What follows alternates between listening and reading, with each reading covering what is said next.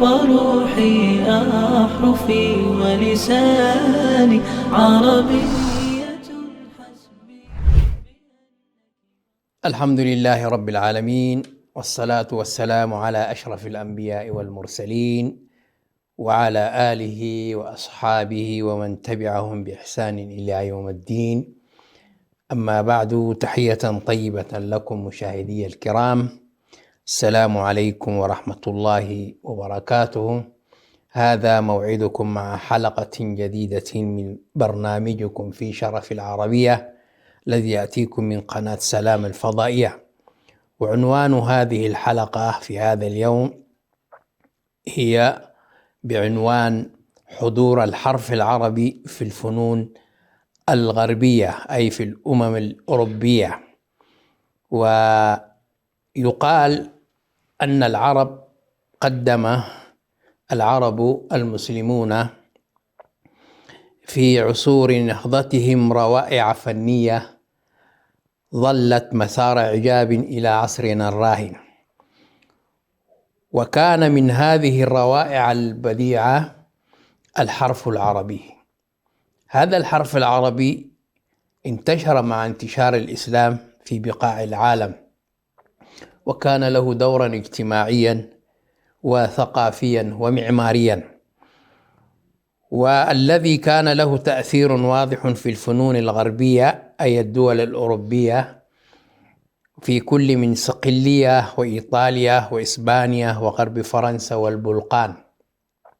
هذه المناطق يوما من الأيام كانت بلاد المسلمين، حيث فتحها المسلمون آنذاك، حيث استخدم الفنانون الغربيون الحرف العربي بعد ما تأثروا بالعرب وبالإسلام. استخدم الفنانون الغربيون الحرف العربي في معظم الأساليب المعمارية والزخرفية والفنون التشكيلية والتطبيقية المختلفة. لقد كان للحرف العربي حضوره المتميز والذي استمر من القرن الثامن حتى بداية القرن الماضي في الإبداعات الفنية الغربية، نتيجة لتضافر جهود الأمم التي انضوت تحت راية الإسلام، والتي عملت من خلال مبدعيها من الخطاطين على تجويد هذا الفن الجميل الذي شهد تقدما كبيرا أسهم في وضع الحرف العربي في أسمى مراتب الفنون. ويتجلى ذلك بوضوح في إسهام الحرف العربي في تطوير بعض أشكال الحروف الأوروبية نفسها، عندما حاول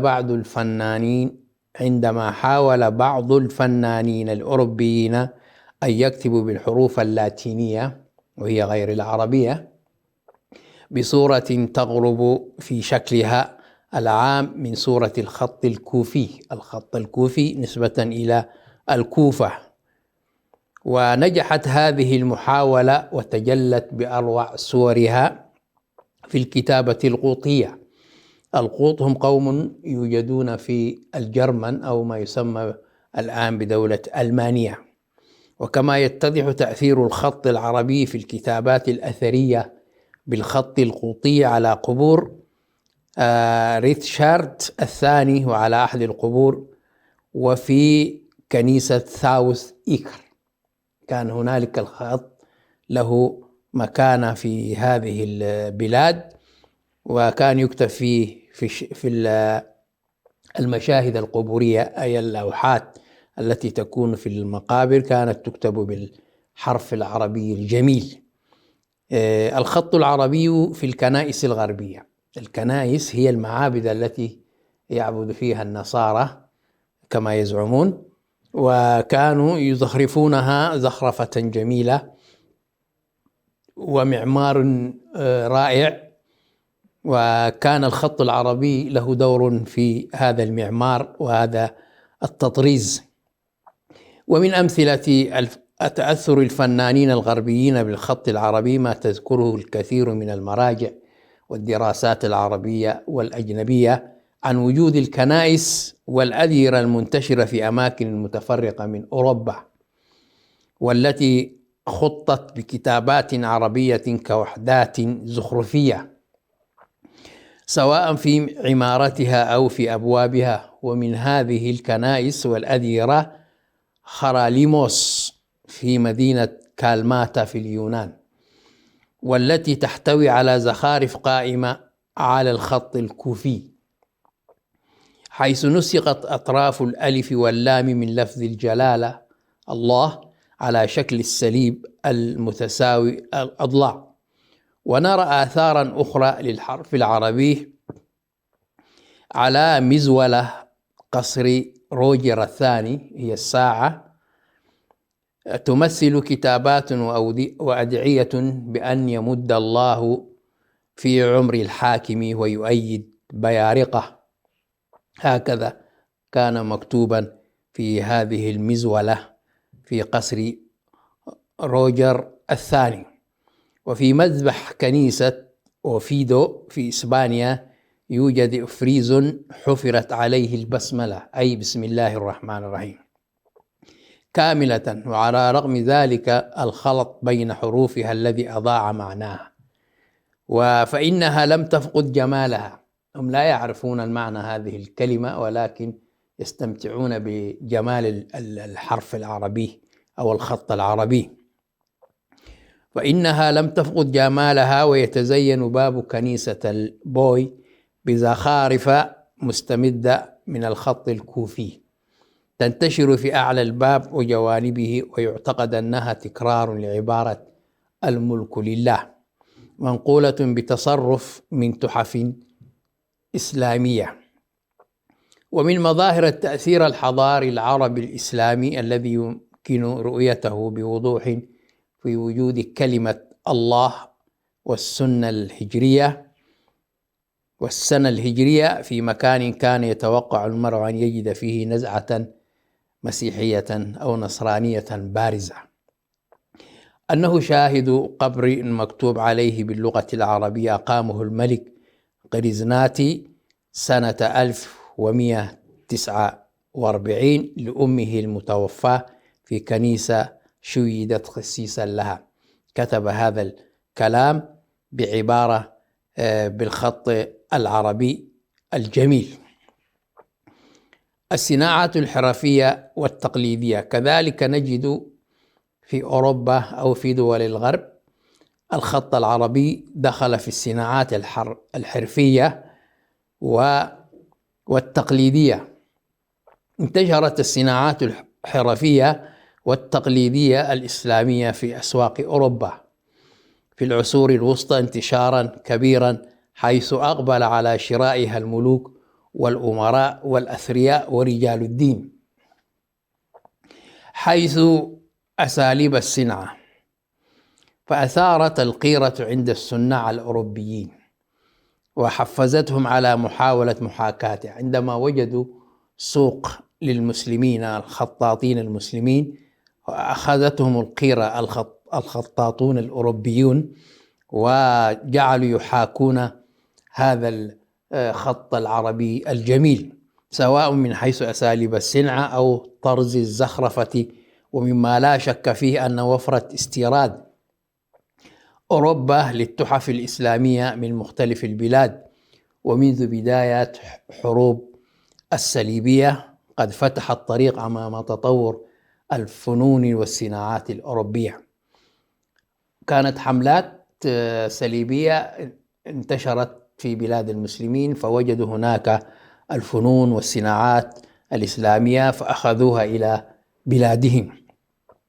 تطورا أدى إلى نموها نموا كبيرا، حيث أصبح إنتاج التحف الفنية ضرورة من مقتضيات عصر النهضة الأوروبية. وأوروبا كما يقول الشاعر كانت ظلام ضل سالكه وشمس أندلس بالعلم تهديه. في ذلك الوقت أندلس كانت شعاع الإسلام الحضاري، وكان الأوروبيون يأتون يدرسون في هذه المدينة أو في هذه الدولة ويأخذون العلم ثم يذهبون إلى بلادهم. وكان الإسلام في ذلك الوقت له قوة ومنعة. وقد كانت المحاكاة أول حلقة من حلقات هذا التطور، ثم أخذ رجال الفن الأوروبي يستكشفون أساليب جديدة في الصناعة. أخذوا يستكشفون أساليب جديدة في الصناعة ويسوقون الزخارف بروح متجددة ويلبسونها صبغة أوروبية بقيت تكشف عن مصادرها الإسلامية العربية. كانوا يسرقون العمل الإسلامي التحفي أو المعمار أو الخط العربي الجميل ويسيقونه بسياقة أوروبية، وذلك كشف هذا عن مصادرها الإسلامية العربية. ألف الصناع الأوروبيين شكل الخط العربي وعرفوه بالتدريج، مع أنهم لم يستطيعوا قراءته، ما كانوا يقرؤون ولا يعرفون معناه، لكن أعجبوا بهذا الخط الجميل. والخط العربي هنالك الخط النسخ والرقعة والكوفي والثلث، هذه أنواع الخطوط العربية الأصيلة. شكل الخط العربي وعرفوه بالتدريج مع أنهم لم يستطيعوا قراءته. ومن الأدلة على معرفتهم شكله وجهلهم بقراءته وجود صليب إيرلندي مطلي بالبرونز البراق في المتحف البريطاني يرجع عهده إلى القرن التاسع، حيث كتب في وسطه بالخط الكوفي عبارة بسم الله، وهم لا يعرفون هذه الكلمة ولكن أعجبوا بهذا الخط العربي الإسلامي الجميل. ومنذ ذلك الوقت أخذ نقل الحروف والزخارف الإسلامية يزداد انتشارا في الصناعات الأوروبية، وأصبحنا نشاهد على مطارق الأبواب مثل مطرقة باب الكنيسة روبتيغر في ألمانيا التي كتب عليها كتابة دائرية تتضمن أدعية وألقابا مكتوبة بخط عربي زخرفي جميل. وكذلك مطرقة باب من البرونز في كابيلا الجنائزية في كانوسا، ورف خلف المذبح في الكنيسة ويستمنستر، وشبابيك قديمة من الزجاج الملون، ولوحة من الرخام بالتيسيون في أثينا. هكذا استخدم هؤلاء الناس هذا الخط العربي في الكنائس وفي صناعاتهم التقليدية. إلى فاصل قصير ثم نعود إليكم مشاهدي الأعزاء. عربية قلبي وروحي أحرفي ولساني، عربية حسبي، عربية قلبي وروحي أحرفي ولساني، عربية حسبي. الحمد لله حمد الكاملين، والصلاة والسلام على رسولنا المرسل للعالمين وعلى آله وأصحابه الميامين. أهلا وسهلا بكم مشاهدي الأعزاء، ومرحبا بكم في هذه الحلقة التي تتناول حضور الحرف العربي في الدول الأوروبية أو الأمم الغربية. ونواصل ما انقطع من الحديث عن هذا الموضوع، ونجد الزخرفة المستمدة من الحرف الكوفي على بعض الزخرفيات التي تعود لعام 1200 إلى عام 1300 ميلادي، مثل حافة الصندوق من الخشب المطعم بالعاج من أسبانيا في القرن السادس الهجري، أي 12 ميلادي، وهو محفوظ في كدرائية طرسوسة بأسبانيا، ويحيط بحافة الصندوق كتابة بالخط المغربي الذي تصعب قراءته.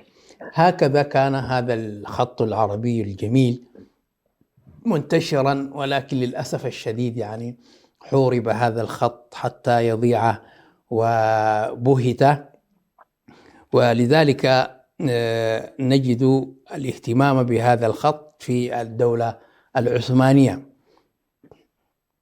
حيث كان الخطاطون المسلمون الأتراك اهتموا بهذا الخط ونهضوا به مرة أخرى.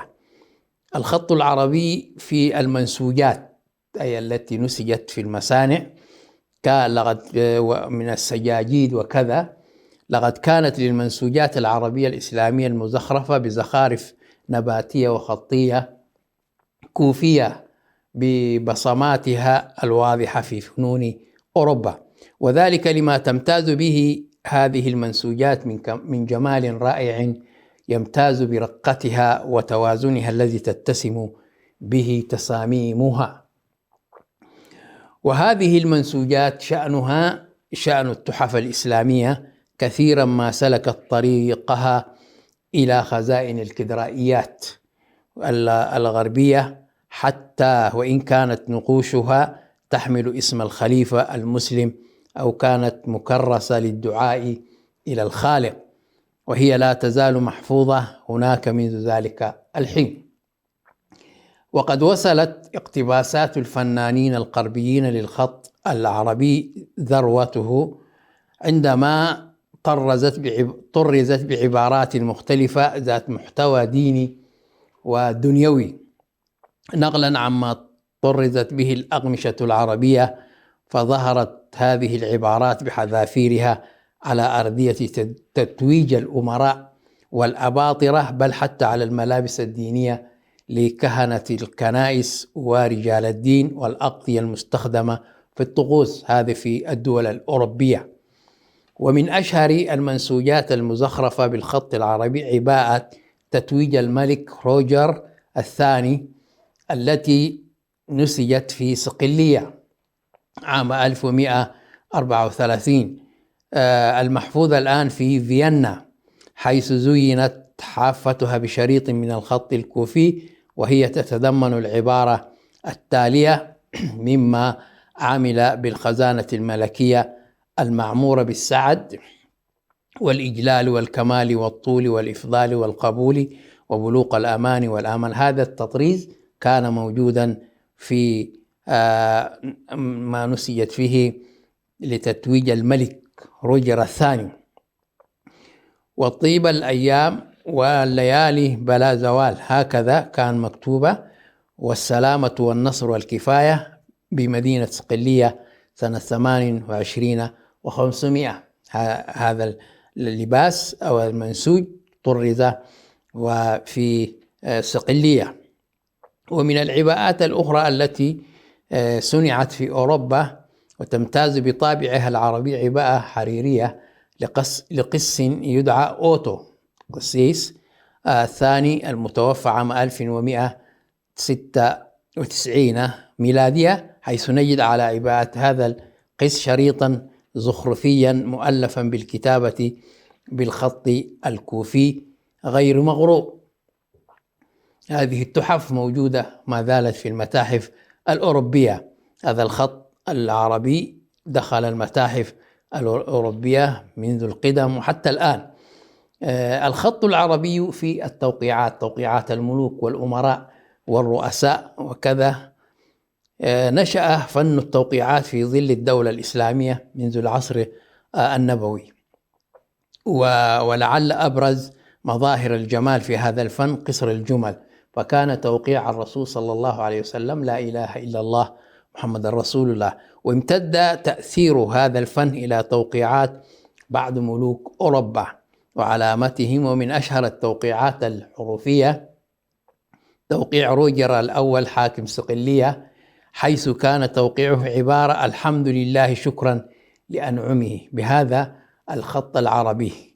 وتشير المخطوطتان قوطيتان في مكتبة بوردو اتخاذ ملوك أوروجان عام 1084 إلى عام 1134 ميلادية توقيعات لهم بالحرف العربي. يعني إلى هذا الوقت كان الحرف العربي له سيادة في العالم. لقد ذكر الرحالة ابن جبير أثناء زيارته لصقلية عام 581 هجرية الموافق لعام 1185 على الملك غليام الثاني أنه كان يتشبه بملوك المسلمين. ومن عجيب شأنه المحدث به أنه يقرأ ويكتب بالعربية. هذا ملك نصراني ولكنه يتشبه بملوك المسلمين، وعجيب شأنه أنه يقرأ ويكتب بالعربية، وعلاماته الحمد لله، هكذا توقيعه حق حمده، وكانت علامة أبيه الحمد لله شكرا لنعمه. هكذا كان يكتبون التوقيعات بالحرف العربي والكلمة العربية.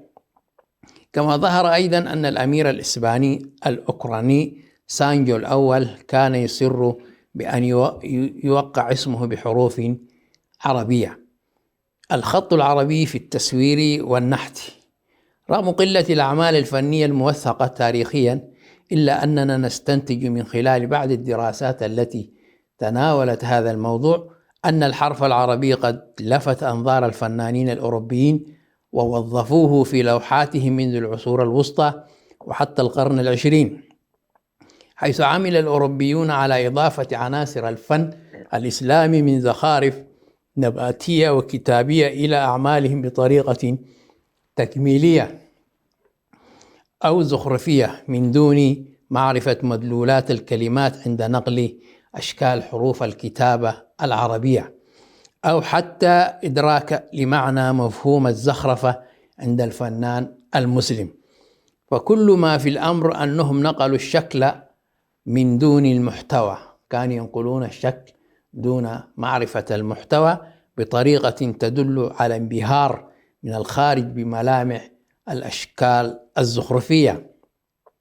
ومن أوائل الفنانين الأوروبيين الذين استخدموا الحرف العربي كعنصر زخرفي في لوحاتهم الفنان الإيطالي جيتو، وكذلك من الفنانين الذين وظفوا الحرف العربي في لوحاتهم الفنان فرا أنجيليكو والفنان فرا ليبو ليتي، حيث قام بتوظيف الحرف العربي في أكمام العذراء وحواشي ثوبها وعلى هالة الرؤوس، هذا في الكنائس.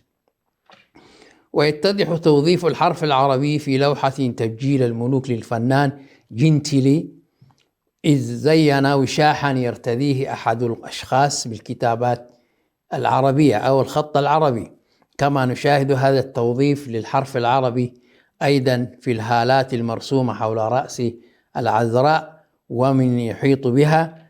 كما نشاهد الكتابات الكوفية أيضا في لوحة عشق المجوس للفنان نفسه.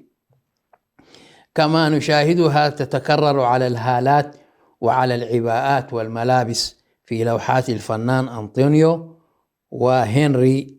واستفاد الفنان الفرنسي فيريكو أستاذ ليوناردو دافنشي من خط النسخ في زخرفة تمثاله البرونزي داود المحفوظ في البارجيلو في فلورنسا. وكما نجد في متحف اللوفر بباريس كراسة تعود للفنان بيزنالو الإيطالي، حيث تشتمل هذه الكراسة على ورقة كتب عليها بخط النسخ المملوكي: عز لمولانا السلطان الملك المؤيد أبو النصر الشيخ. هكذا كان مكتوب في هذه العبارة في هذه الكراسة بالخط العربي الجميل. واستفاد الفنان الإيطالي جيفاني من السجاجيد الشرقية، حيث قام بتضمين لوحته المرسومة بالبروتورية سجادة مزخرفة بعناصر نباتية وكتابة كوفية، حيث جاء في أرضية اللوحة تكرار كلمة عنده وكذلك حرف ميم والواو. ومن الرسامين الأوروبيين الذين عملوا على توظيف الكلمة والحرف في بداية القرن الماضي على مسطحات لوحاتهم الفنان بول كولي، ونذكر من لوحاته المهمة الرسوم التي أطلق عليها اسم الصور الرمزية، ويتضح فيها تأثره الكبير بالخط العربي وباتجاهه من اليمين إلى الشمال واستدارة حروفه، يعني كان يكتب بالخط العربي ويبدأ من اليمين إلى اليسار أو الشمال. حظيت الكتابات العربية على المنتجات الإسلامية باهتمام كبير من الباحثين القدامى والمحدثين، سواء منهم العرب والمسلمين أو المستشرقين، لتكون في متناول الباحثين والمختصين في هذا المجال. لكن لم تحظى الكتابات العربية في الفنون الغربية بالأهمية نفسها، وما كتب حولها يعد قليلا من كثير مما يمكن أن يكتب، وهو الذي يجب أن تفرد له المزيد من البحوث والدراسات التحليلية المتعمقة. ما زال هنالك باب واسع في التحليل والدراسات والبحوث عن عن الخط العربي في الدول الغربية. لذلك فقد آثرت أن أستفيد من تلك الدراسات والأبحاث قديمها وحديثها للوصول إلى فكرة غنية جديدة تسهم في توضيح الدور الذي لعبه الحرف العربي في فنون الغرب الحضارية والمعاصرة. يظل الخط العربي واحدا من أصعب الفنون على مدار التاريخ، فعلى حسب وصف بعض الفنانين التشكيليين هو فن عميق كالغوص في البحر. يعني الزخرفة أو التشكيل الإسلامي بالخط العربي الجميل هو فن عميق كالغوص في البحر، ومن هذا العمق جاءت جمالية هذا الخط الذي شهدت السنوات الأخيرة تراجعا في الاهتمام به أمام سيطرة الحاسوب على فن الكتابة، هو ما جعل النداءات تتعالى لمزيد من الاهتمام به والتدريب عليه، باعتباره أحد المشكلات الأساسية للهوية الحقيقية للأمة العربية والإسلامية والمحافظة عليها. الناظر إلى الخط العربي نظرة تمعن يجده يعتمد على قواعد خاصة تنطلق من التناسب بين الخط والنقطة والدائرة، وتستخدم في أدائه فنيا العناصر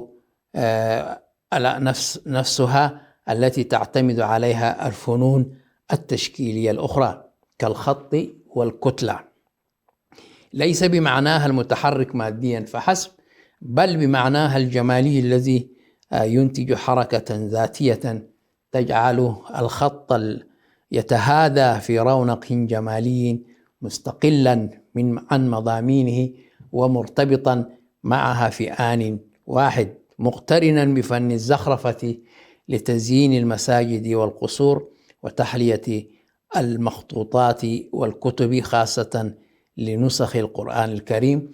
إلى لقاء آخر مشاهدي الأعزاء، والسلام عليكم ورحمة الله وبركاته.